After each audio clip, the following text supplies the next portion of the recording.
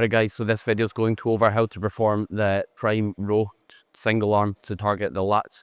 And when we're targeting the lat, we want to finish with our elbow towards our hip, nice and low, meaning we don't want to finish kind of here. As a result, we want to first of all set the seat high, because the setup of the machine will dictate your execution. And then from here, what we're thinking about doing is keeping our palm in and up slightly, because it will encourage us to tuck our elbow, which we want to do for training the lat. Whereas here will be more upper back. So palm facing in up slightly, you want to slightly lean to the working side so you can finish with your elbow nice and close to your body, but we don't want to go here. You might feel more squeeze, but it doesn't necessarily mean it's going to be more advantageous for training the muscle effectively. And what we're thinking about doing with our feet is placing the working side foot forward, and that will create stability because we want to resist us getting pulled this way by driving our foot in the ground to drive us this way.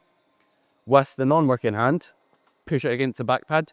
The weight's pulling us this way, so it doesn't make sense for me to pull me where the weight's going. You want to brace against it and create a counter force. In other words, when the weight's pulling us one direction, we want to pull the opposite direction. So palm facing up and in slightly, with the non-working hand jamming it against the pad, and thinking about driving the elbow to the hip. Breathe in, reach forward as far as you can, and then I'm thinking hand and elbow down at all times. Think about dragging your hand and elbow down instead of just pulling back. Here you'll see I kind of shrug a bit. We do not want that.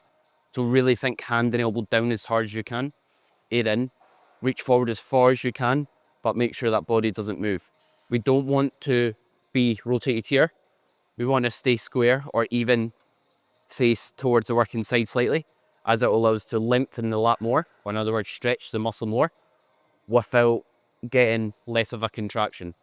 And then when we drive back here, the role of the lat changes. So the role of this muscle now wants to drive your upper arm in. So think about driving the hand and elbow down and then scraping it in, jamming it into your side as hard as you possibly can throughout. And when you're in the stretch, don't be afraid to let that shoulder move forward, as long as the body's not moving forward and we're not moving forwards and back.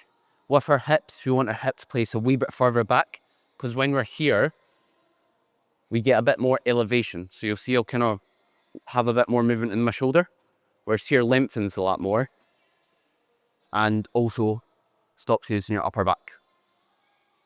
And when we're loading this machine, load it 50-50, so 50% of the weight on the top, so it's heaviest in the stretch, and the middle.